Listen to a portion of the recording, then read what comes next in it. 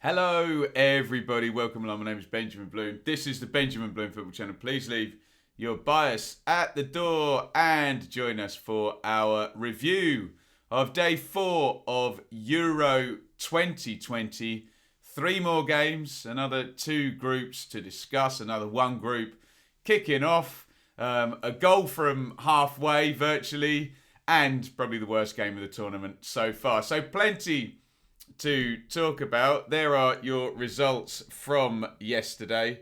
It was Scotland 0, Czech Republic 2. Bad start for the Scots.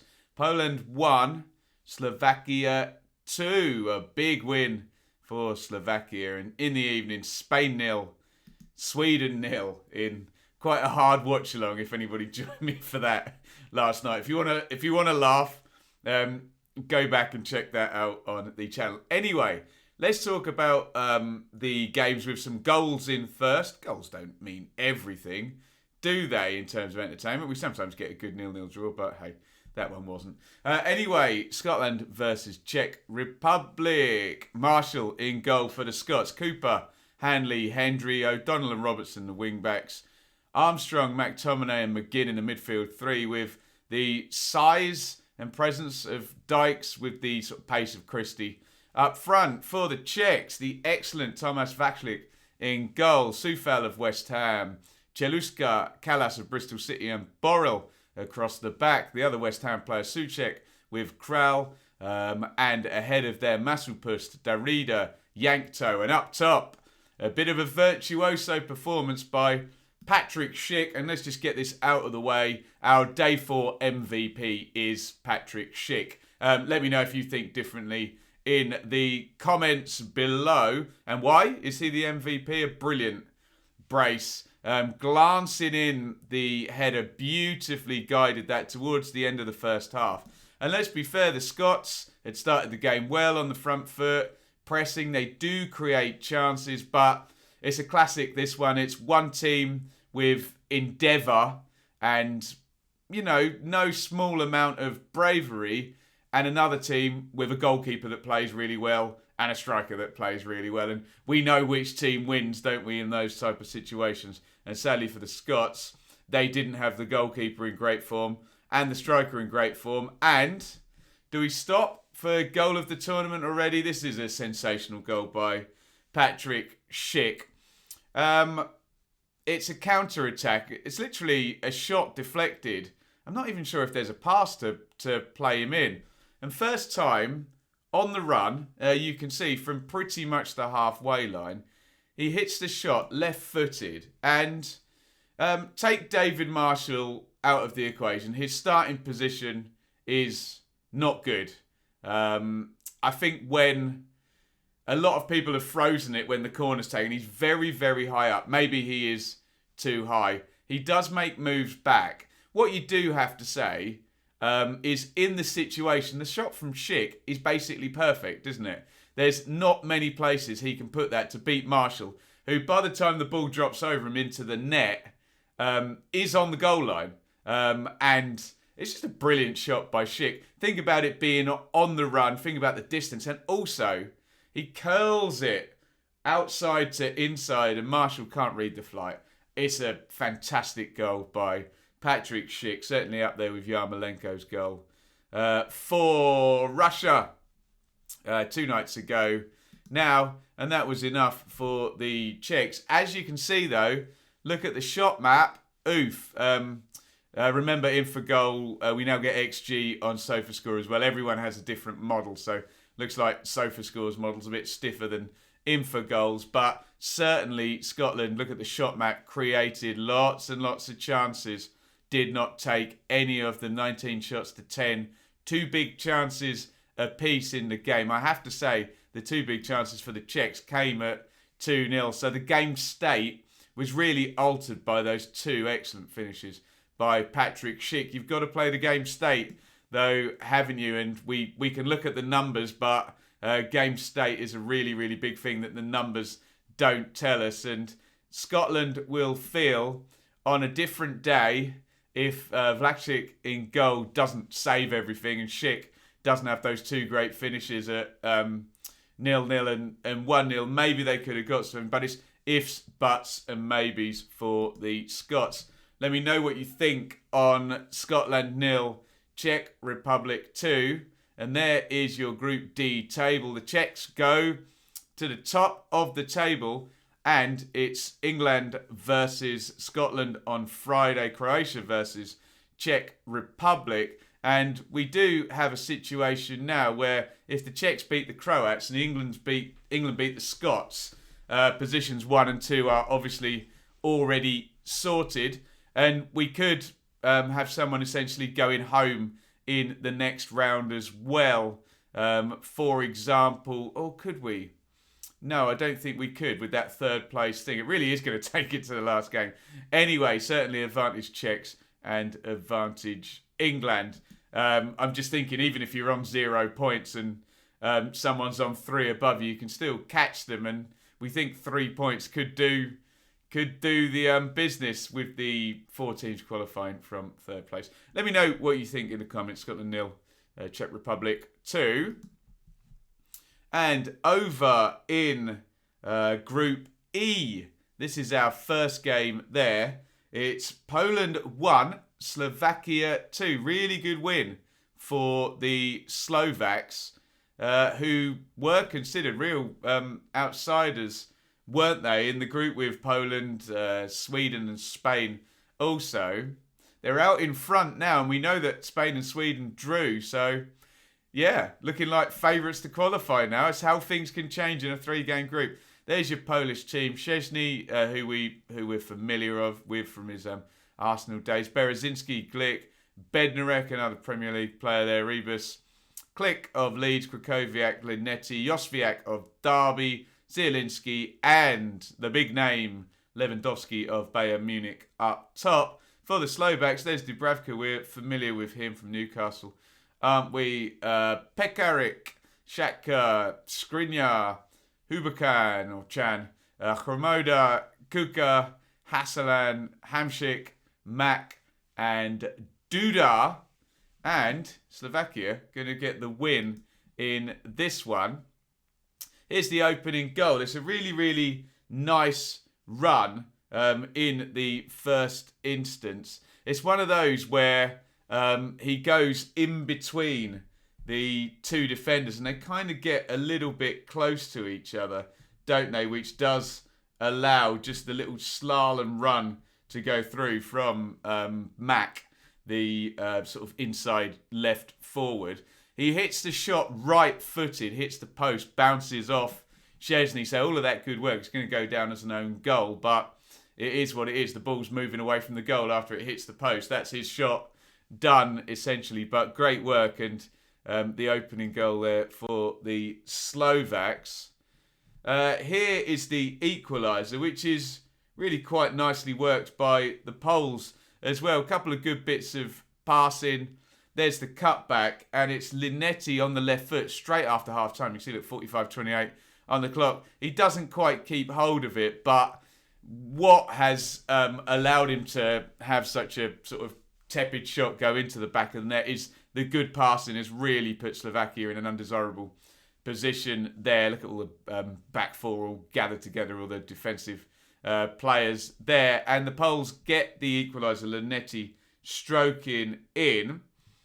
A red card, 2 yellow cards indeed. And it's the first red card that we've seen in the tournament for Krakowiak.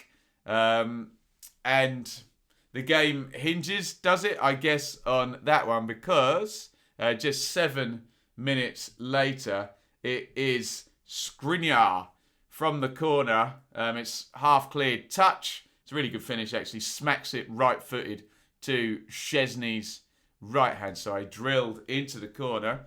And with the 10 men, a goal advantage, a man advantage, the Poles cannot get back into the game. We're going to have to use Infogol info there. So for score, their page seems to be broken on this game. And look, it is one of those, isn't it? You can see the Poles 56 on the possession, 3 attempts on target to 2, a further 10 attempts off to 4. And look at the shot map. Not really a great deal in it for the Slovakians, only 0.49 on the XG, but they take their chances big style and they get the win. So it's a great start for Slovakia, who go top of the group. Let me know your thoughts on that one. Poland 1, Slovakia 2, which takes us to the evening game between Spain and Sweden. And I'm going to sound like a bit of a spoiled brat here. The tournament's been so good so far. I haven't really seen a bad game. In the games where teams have set up quite defensively, the Turks I thought were very defensive. The Welsh were pretty defensive. The Swedes were incredibly defensive in this game. But in those other games, we've still got essentially the defensive team's gone behind, which is, as a neutral, I mean, the Swedes don't care. They've got a point, haven't they? But as a neutral, that's kind of what you need to draw the defensive-minded team out. But, yeah, this was the least exciting game so far. There is your Spanish team. Simon, Llorente, Laporte, Torres, Alba, Pedri, Rodri, Koke, Torres, Morata, Olmo, in a 4-3-3, and the Spanish are going to try and keep possession. Well, they're going to succeed in keeping possession. 85% of it, I think, in the end. But just don't have the imagination or finishing to get past this Swedish team in a 4-4-2 that, frankly, just sat in behind the ball with no attacking intent whatsoever. As a neutral, I can sit here and get annoyed about it because it made for a pretty unentertaining spectacle.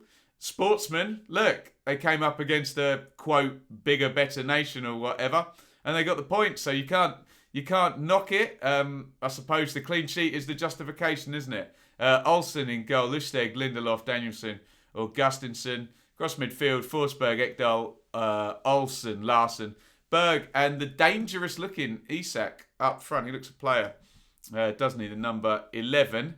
There's Koke. Can he soft shoe that? Open up his body. A lot of pace on the cross. Puts it over the bar. Olmo's already missed a free header at this point.